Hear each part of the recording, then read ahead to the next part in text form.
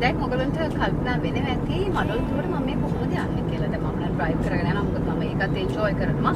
මොකද මම ඩ්‍රයිව් කරගෙන යන නිසා මට මේ මඟ දෙපස බලන්න පුළුවන්. පොඩ්ඩක් කාරක නවත්තන්න පුළුවන්. මොනවයි කන්න පුළුවන්. මේ හරිය යනකොට බීච් ඒරියා එකනේ අපිට හම්බ වෙන පොල් රොටි එතකොට කට සම්බෝල මෙන්න මේ වගේ දේවල් තමයි ඉතින් සාමාන්‍යයෙන් දුර බැහැර යනකොට අපි විඳින්න ඕනේ. මඩොල් දුව කියන ස්ථානයට එන්න ඒ තරම් අමාරු නැහැ නේද? දන්නවනේ ගාලු පාරෙන් අපි ගාල්ලේ පැත්තට එනකොට ඊට පස්සේ කාලා පහු කරලා සල්පේ එතකොට හබරාදුව කොග්ගල මෙන්න මේ කියන. එතකොට මේ හරිය එනකොට ඔයගොල්ලෝ දන්නවා කොග්ගලට ගොඩක් සමීපයි කියලා. එහෙම තමයි එන්න ලේසි. ගාල්ලගමත් පහු කරලා මාතර පැත්තට එන්න ඕන. මාතරට යන්නේ නැහැ. මාතරයි ගාල්ලයි අතරයි තමයි කොග්ගල තියෙන්නේ. කියන්නේ අපි ගත්තොත් ගාල්ල පහු කරනවා සල්පේ හබරාදුව මේ කොග්ගල. ඔන්න ඔය විදිහට තමයි එන්නේ ලේසි මේ ගමන් මාර්ගය හොයාගන්න. කොහොමවත් මඩොල් දුවක පිළිබඳව අන්තර්ජාලයේ සැරිසරනකොට ගොඩක් දේවල් අපිට දැනගන්න පුළුවන්. ඒවා කියවලා ඇති ඔයගොල්ලෝ කියවලා එන්න පුළුවන් තවත් වඩා හොඳයි. මොකද කියවලා ආවොත් මේ දූපත් හිම බලනකොට ඔළුවට මැවෙනවා මෙන්න මේ දේවල් තමයි මේ දූපත් වල තියෙන හිස්ටරි එක කියලා. හරිම සුන්දර තැනක්. අපි ගිහිල්ලා විස්තර කතා කරමු. ආවත් තුරක් නෑ දැන් අපිට.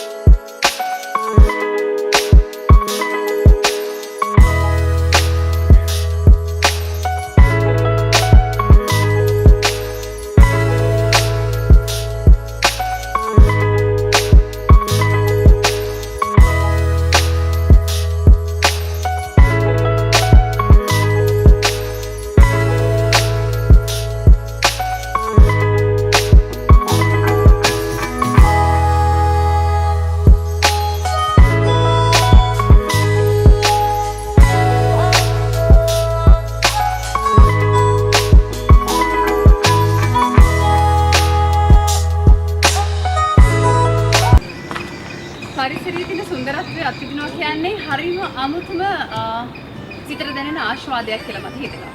අපි ආවේ මඩොල් දිව සංචාරය කරන්නනේ. සංචාරය පටන් ගන්න ලෑස්ති වෙන්නේ මට හිතෙනවා ඔබට විවේකයේ තියෙන අවස්ථාවන් වලදී ගෙදර අයත් එක්ක මඩොල් දිව පැත්තට එන්න පුළුවන් නම් ගොඩාක් දේවල් අත්විඳින්න පුළුවන්කමක් ලැබෙයි කියලා. හැබැයි ඉතින් තනියෙන් මේ ගමන යන්න බෑ.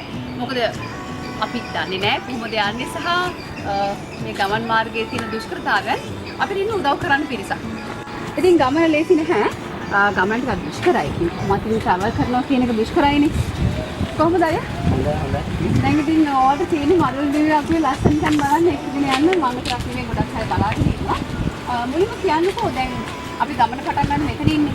අපි මෙතනින් කිව්වට බලන්නේ බීබස් වලන්නේ කොතනින්ද කියන්නේ. අපි ඒ කියන්නේ ගාල්ල පහු කරලා අපි ඒ වෙලාව තල්පේ හබරාදුව ඊට පස්සේ කොග්ගල් සාමි කොග්ගලෙන් කොතනින් ආවොත් ලේසි මේ මෙතන මේ එන්ට්‍රන්ස් එකට එන්නේ. කොග්ගල කතලු පාලම ළඟට ඇවිල්ලා වාලා එතන තියෙන සවුත් ලේක් කියලා හොටල් එකක්. එතනට ආවම තමයි අපේ මේ තොටුපළ තියෙන්නේ. ඉතින් ඔයාලන් පුළුවන් එතනට ආවම තමන් කැමති බෝට් රයිඩ් එකක් තෝරගෙන තමන්ගේ ගමන මෙතනින් ආරම්භ කරන්න.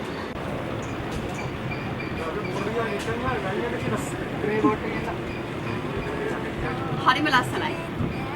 දැන් නම් හරිම ආසයි මේ දූපත් 12 සංචාරය කරන්න. සුරංගි බ්ලොග්ස් එක දිගටම එකතු වෙලා ඉන්න. අපි මඩොල් දිව සංචාරයෙන් ගොඩක් දේවල් කියන්න තේනන බලාපොරොත්තු වෙනවා. ඔයගොල්ලන්ට පුළුවන් විවේකී වෙලාවකදී මේ පැත්තට ඇවිල්ලා යන්න. ශංකරි අපි යමු නේද? අපි බෝට් එක නම් ඇවිල්ලා තියෙන්නේ. සුරංගි බ්ලොග්ස් එක එකතු වෙලා ඉන්න. ලස්සන ගමනක් අපි යනවා දැන්.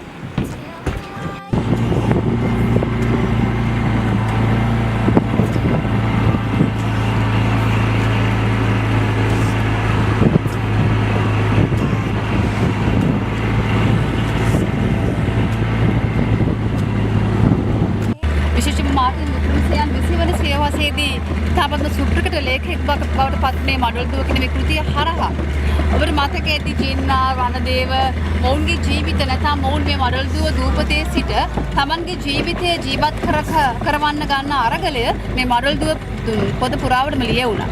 ඒ වගේම ඒ මඩොල් දුව කියන කතාවට චරිතවලට අපි ගොඩක් ආදරය කරා. ඇත්තටම මේ ඒ වගේ අදටත් මේ වගේ චරිත තියෙනවද මේ දූපතේ? දූපතේ දැන් නම් එහෙම ජනප්‍රියයක් කියලා දෙයක් නැහැ. දැනට දේශීය සංචාරකයන්ගෙන් තමයි දැනට දූපතේ බලන්න යන කට්ටිය තියෙන්නේ. ජන ජීවිතයක් කියලා නැහැ. දැනට තියෙන්නේ සංචාරක ආකර්ෂණය තමයි තියෙන්නේ. විශේෂයෙන්ම දේශීය සංචාරකයන්ට වැඩිය මම හිතනවා මරුල්දුව විදේශීය සංචාරකයන්ගේ අවධානයට ලක් වෙලා තියෙනවා කියලා. ඔව් විශේෂයෙන්ම අපේ සීසන් එක කාලෙට ගොඩක් දේශිකයෝ ඉතින් මේ උපත් නැරඹීමට එනවා. විශේෂයෙන් මඩල්දුව සමහර ඒ සම්බන්ධයෙන් මාටින්සේ කෞතුකාගාරයට ගිහිල්ලා මියුසියම් එකට ගිහිල්ලා ඒ සම්බන්ධයෙන් දැනගත්ත මෙන්න පිරිසක් ඉන්නවා. ඔව්. එයාලා ගොඩක් ආසයි වෙන සතුටින් ඇවිල්ලා ඉතින් ඒ දේවල් බලන ඉඳලා යනවා. ඔව් විශේෂයෙන් 1976 වර්ෂයේදී මඩල්දුව චිත්‍රපටයේ බව අපිට මේ ඉදිරිපත් කරලා තිබුණා. විශේෂයෙන්ම මේ මඩල්දුව කියන දූපතේ තුල ජීවන අරගලයකදී සිටින පිරිසක් පිළිබඳව තමයි මඩල්දුව කෘතියෙන් කියවෙන්නේ. කොහොම වුණත් ඉතින් මේ වගේ සුන්දර කතාවස්තු මේ වගේ කෘති මේ සියලු දේ නිර්මාණය වෙන්නේ මේ සබහා සෞන්දර්යයත් එක්ක.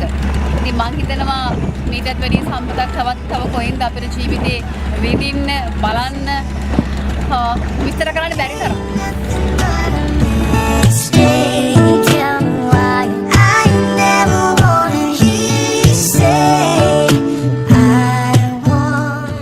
මේ පැත්තේ ඉතින් ප්‍රධාන ජීවනෝපාය තමයි මේක මසුන් නැල්ලීම. කොහොම වුණත් මට හිතෙනවා ලෝකෙම උතුම් රට ලංකාව කියලා. පෙරදිග මුතු වැටේ කියලා කියන්නේ ඒක නිසානේ. ඒ තරමටම ශ්‍රී ලාංකිකයන් විදිහට අපි ආඩම්බර වෙන්න ඕනේ.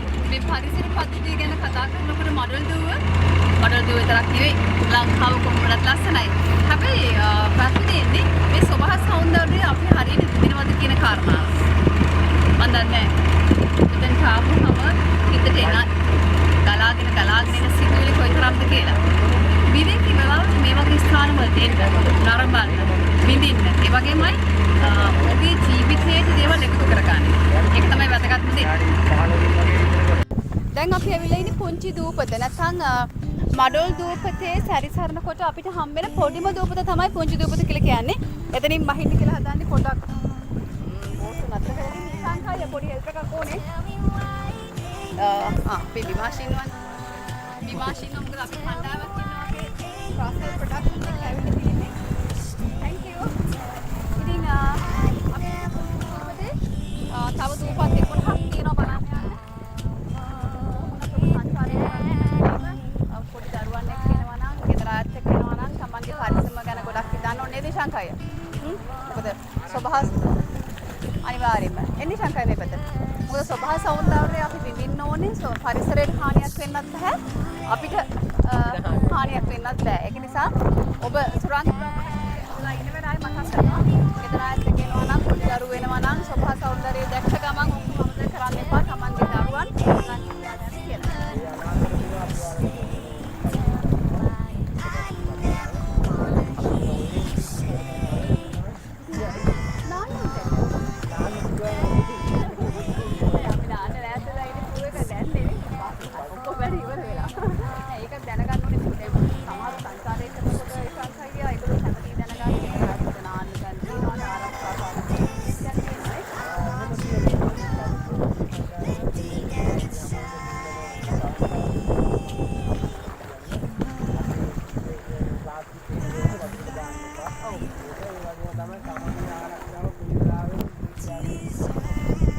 කෙනාට ඔයාලව ප්‍රොටෙක්ට් කරන්න පුළුවන්. නමුත් ඔයාලට ආරක්ෂා වෙනවා නම් ඒක හැමෝටම ලේසි. ඔව්. ඒක නිසා කොයි වෙලාවෙත් නාන්න අවශ්‍ය නම් ඒ ඉන්න රියදුරු මහත්තයෙක්ගෙන් අහන්න. එයාලා ඔයාලන්ට උදව් කරાવી. ඒ නිසා අපි නම් ගොඩක් රෙකමන්ඩ් කරන්නේ නාන්න මේ ගඟ ඉවර වෙන තැන තියෙන අපේ මෝයකට. එතන තමයි අපි නාන්න රෙකමන්ඩ් කරන්නේ. මොකද ඒක ජීවිත කාඩු. ඒ නිසා එතන තමයි අපි ගොඩක් රෙකමන්ඩ් කරන්නේ කියලා. ඔව්. travel with සුරංගි බලන ඔයගොල්ලෝ මම දන්නවා අපේ සබහා සෞන්දර්යයට පරිසරයට ආදරය කරනවා. ඒ නිසා ආශංකය කිව්වාගේ පරිසරයත් පරිසම් කරගෙන අපේ ආපු අයගේ ජීවිතත් පරිසම් කරගෙන තමයි සබහා සෞන්දර්යය විඳින්න ඕනේ බලන්න ඕනේ. එහෙනම් අපි ආයෙ ගමන පටන් ගමුද? ඔව්. අපි මෙතන සමුදන්න ලැබ්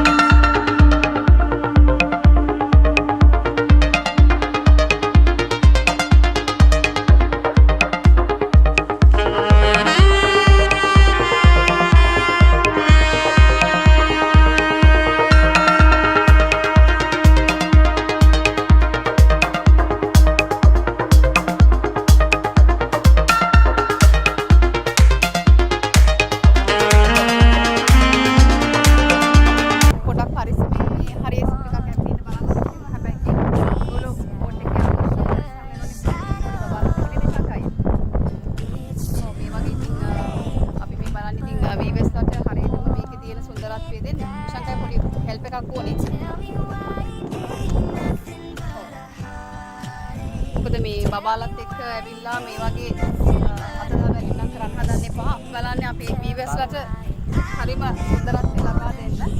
මොකද ගොඩක් මේ ෆ්‍රී ෂූට්ස් වලට ගන්නවා කිව්වනේ. ෆ්‍රී ෂූට්ස් වලට එතකොට තවත් මොනවද මේ පැත්තේ? travel programs. ටිකක් ආරක්ෂාවත් එක්ක බලන්න. බලද්දි පොඩි රිස්ක් එකක් ඉන්නේ. රොක් අයිලන්ඩ් එක ලස්සනයි. අපි කිව්වා මඩොල් දූවේ දූපත් 12ක් සංචාරය කරන්න තියෙනවා. හැබැයි හැම දූපතකටම බහින්න බෑ. අපි හිතුවේ පුංචි දූපතේ ඉන්නකොට රොක් අයිලන්ඩ් එකට බහින්න බැරි වෙයි කියලා.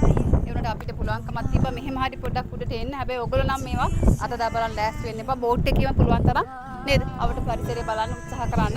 හැබැයි travel with සුරංගි හැම වෙලෙම මේ රිස්ක් එක ගන්න ලෑස්ති වෙලා ඉන්නවා. මොකද අමාරු තැන්, දුෂ්කර තැන් කොහොම හරි ඔයගොල්ලන්ට කියලා පෙන්නලා ලස්සන සුන්දරත්වයක් දෙන්න තමයි සුරංගි බ්ලොග්ස් හැමදාම ලෑස්ති වෙලා ඉන්නේ.